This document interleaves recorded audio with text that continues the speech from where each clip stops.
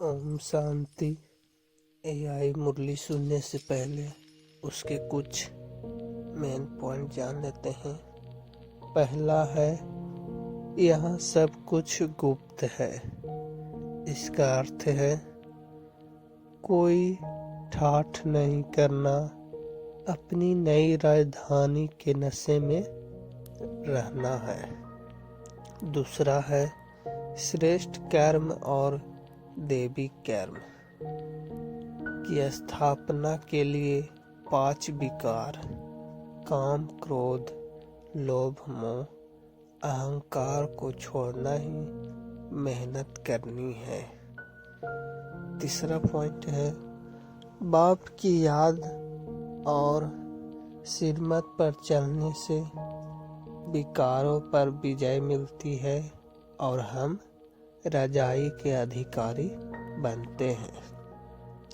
अगला पॉइंट है, बाप 21 जन्मों की अटल अखंड बादशाही देते हैं। सतयुग में एक धर्म ही एक राज्य होता है।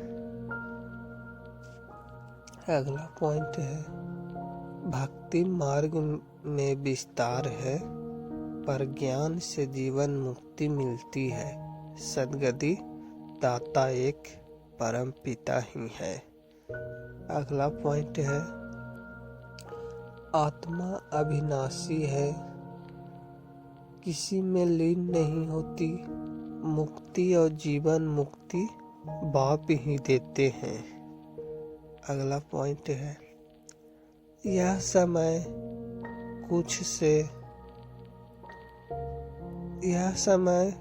मनुष्य से देवता बनाने की पढ़ाई का है।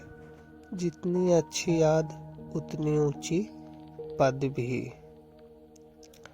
अगला पॉइंट है, आधा कल्प के विकारों को एक जन्म में छोड़ना ही सच्ची मेहनत है। तो चलिए ये सारे पॉइंट एआई मुरली के जरिए स्पष्ट रूप से समझते हैं। जो अपनी इच्छा से हो सके सेवा के लिए दे। ओम शांति। आज हमारे पास जो स्रोत है वो एक बहुत बड़े सवाल का जवाब देने की कोशिश करता है। एक ऐसी सभ्यता जो खुद को देवताओं का वंशज मानती थी, वो अपनी पहचान कैसे भूल गई? और उससे भी बड़ा सवाल, क्या उस खोई हुई बादशाही को वापस पाया जा सकता है? हमारे हाथ में 13 फरवरी 2026 की एक आध्यात्मिक वार्ता है जिसे प्रातः मुरली कहा जाता है, और इसका शीर्षक है आत्मिक प्रभुत्व द्वारा राज सिंहासन प्राप्त करना। इसमें एक खोए हुए देवी राज्य और उसे फिर से पाने के रास्ते की बात की गई है। चलिए इस रहस्य की परतों को खोलते हैं। और ये रहस्य शुरू होता है दो बिल्कुल अलग अलग दुनियाओं के एक तरह के विरोधाभास से। एक तरफ है आज की दुनिया जिसे स्रोत भ्रष्ट और तमो प्रधान कहता है, यानी एक ऐसी दुनिया जो अपनी आध्यात्मिक ऊर्जा और नैतिक स्पष्टता सब खो चुकी है। और दूसरी तरफ है एक वादा, एक सतयुगी विश्व की बादशाही का। ये पूरी चर्चा इसी खाई को पाटने का एक नक्शा है ना? बिल्कुल। तो चर्चा की शुरुआत ही एक बहुत खूबसूरत गीत की पंक्ति से होती है, तुम्हें पाके हमने जहान पा लिया।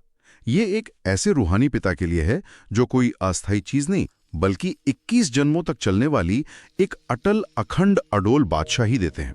मतलब एक ऐसा राज्य जिसे ना कोई छीन सकता है, ना समय मिटा सकता है। ये एक बहुत बड़ा वादा है, खासकर आज के दौर में जहाँ कुछ भी स्थायी नहीं लगता। और स्रोत इस वादे को आज की हकीकत के बिल्कुल सामने रखता है। वो कहता है कि आज मनुष्य अनराइचियस यानी अधर्मी और बेसमझ हो गए हैं। उनकी बुद्धि पर जैसे ताला लग गया है। बेसमझ शब्द बड़ा मजबूत है। मतलब ये सिर्फ ज्ञान की कमी नहीं है, बल्कि सही और गलत में फर्क करने की क्षमता का ही खत्म हो जाना है।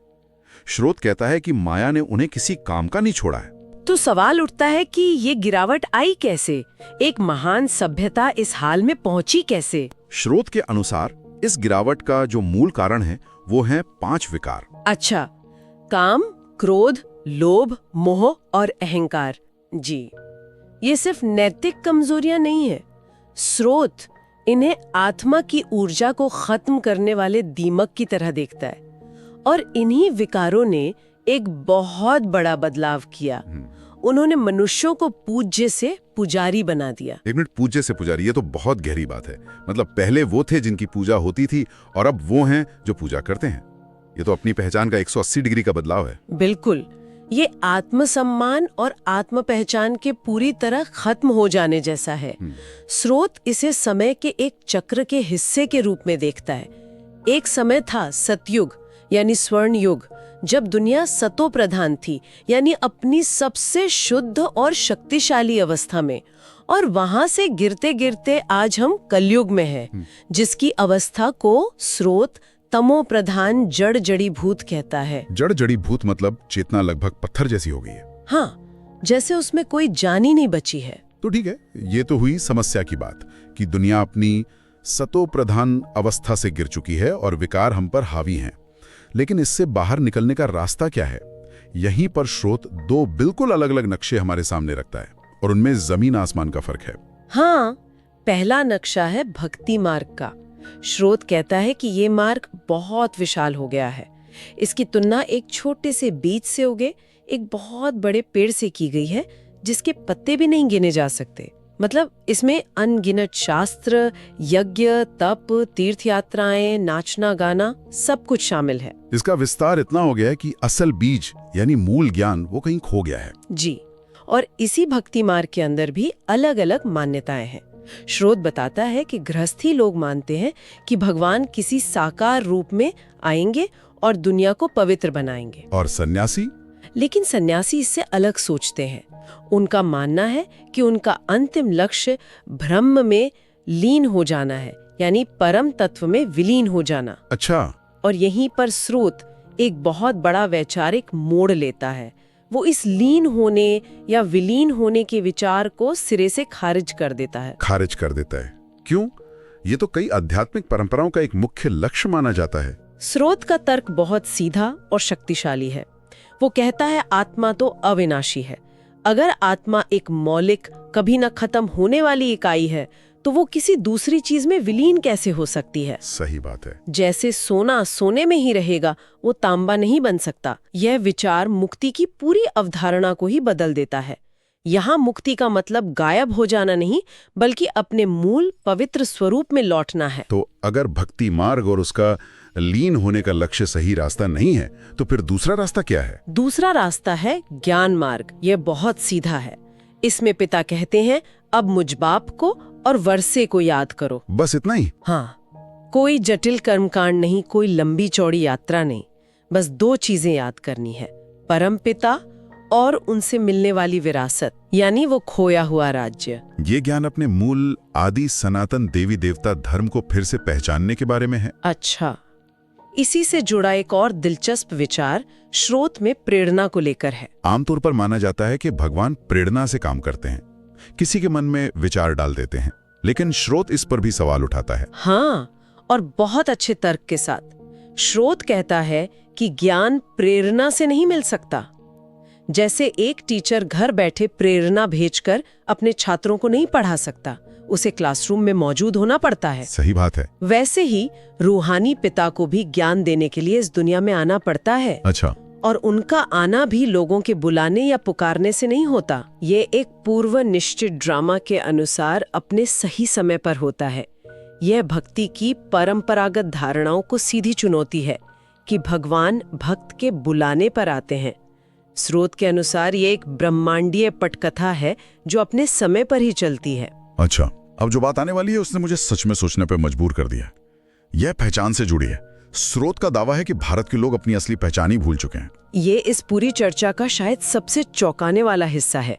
स्रोत कहता है कि भारत के मूल निवासी आदि सनातन देवी देवता धर्म के थे, लेकिन आज वे खुद को हिंदू कहते हैं। और उन्हें यह भी नहीं पता कि ये शब्द आया कहां से। है ना ये चौंकाने वाली बात? बिल्कुल, ये तो इतिहास की हमारी पूरी समझ को ही चुनौती देता है। तो ऐसा क्यों है कि वे खुद को देवता नहीं कह सकते? क्या ये सिर्फ विनम्रता है? स्रोत कहता है कि यह विनम्रता से ज्यादा गहरी बात है। यह आत्म अस्वीकृति है। उनका तर्क है, देवता तो पवित्र थे, हम अपवित्र हैं। ये मैं उस लायक नहीं हूं वाली भावना इतनी मजबूत हो गई है कि उन्होंने अपनी मूल पहचान को ही नकार दिया है। और इसी वजह से स्रोत उन्हें धर्म भ्रष्ट, कर्म भ्रष्ट कहता है। मतलब वे न केवल अपना मूल धर्म भूल गए, बल्कि उनके कर्म भी उस दिव्य स्तर से गिर गए। बिल्कुल। तो इस आध्यात्मिक स्मृति लोप का, इस स्पिरिचुअल एमनीशिया का, इस पहचान के संकट का इलाज क्या है? इलाज किसी कर्मकांड या यज्ञ में नहीं है, बल्कि एक पढ़ाई में है। स्रोत इसे एक पाठशाला कहता है, जहां मनुष्य से देवता बनने की शिक्षा दी जाती है। एक आध्यात्मिक विश्वविद्यालय जैसा? हाँ बिल्कुल। और इस पढ़ाई की मुख्य मेहनत बस एक ही है, इसी एक जन्म में उन 5 विकारों काम, क्रोध, लोभ, मोह, अहंकार को जीतना है। तो इस मेहनत का इनाम क्या है? इनाम है विश्व की बादशाही, और ये पदवी मिलती है पिता की श्रीमत पर चलकर। श्रीमत, इसका मतलब क्या है? क्या ये सिर्फ अच्छी सलाह है? ये सिर्फ श्रेष्ठ मत या अच्छी सलाह से कहीं ज्यादा है। स्रोत के अनुसार ये एक तरह का डिवाइन जीपीएस है।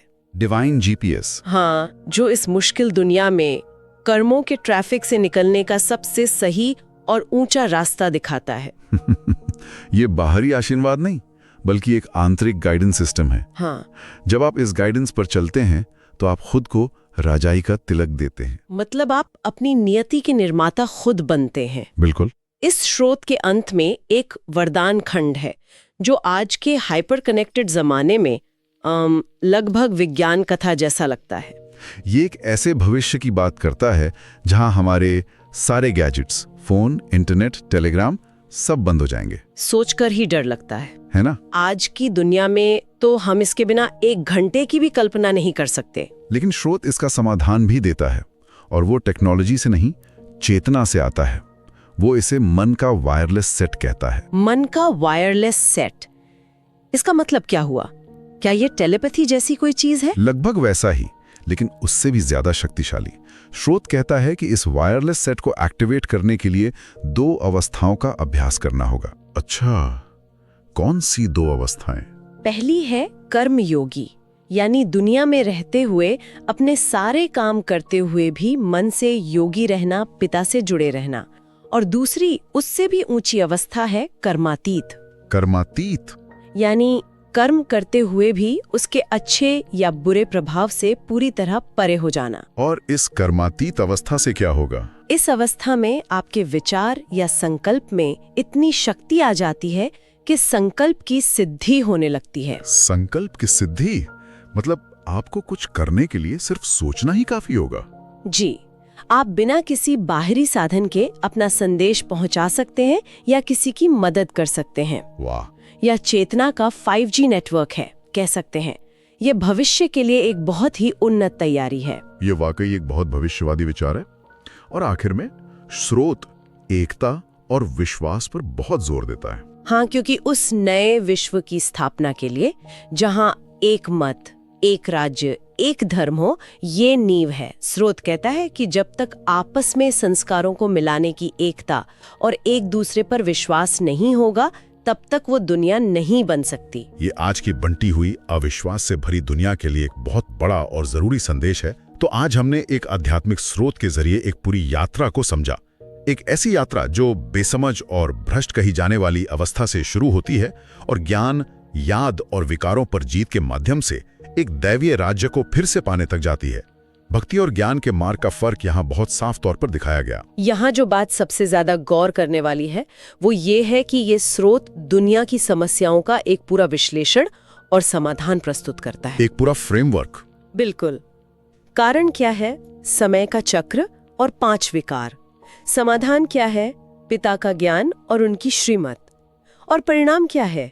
21 जन्मों का अटल अखंड राज्य। ये इतिहास, पहचान और आध्यात्मिकता को एक बिल्कुल नए फ्रेमवर्क में रखता है, जो पारंपरिक विचारों से बहुत अलग है। लेकिन ये सब सुनकर मेरे मन में एक सवाल जरूर उठता है। स्रोत इस बात पर बहुत जोर देता है कि पिता का आना और ये पूरा चक्र एक पहले से तय ड्रामा का हिस्सा है। अगर सब कुछ इस ब्रह्मांडीय नाटक में पहले से ही लिखा हुआ है, तो फिर विकारों पर विजय पाने के लिए मेहनत करने की बात का क्या मतलब है? व्यक्ति की अपनी स्वतंत्र इच्छा की इस पहले से लिखी हुई कहानी में क्या भूमिका है? यह वीडियो केवल शिक्षा और आध्यात्मिक उद्देश्य के लिए है। इस वीडियो में प्रयुक्त ऑडियो AI जनरेटेड है। हम किसी भी संस्था, संगठन या अधिकारी चैनल का प्रतिनिधित्व नहीं करते। यदि किसी इस कंटेंट को कंटेंट से आपत्ति हो तो कृपया ईमेल के माध्यम से संपर्क करें। वीडियो को लाइक करें, पसंद आए तो शेयर और चैनल को सब्सक्राइब जरूर करें। ओम शांति। ओम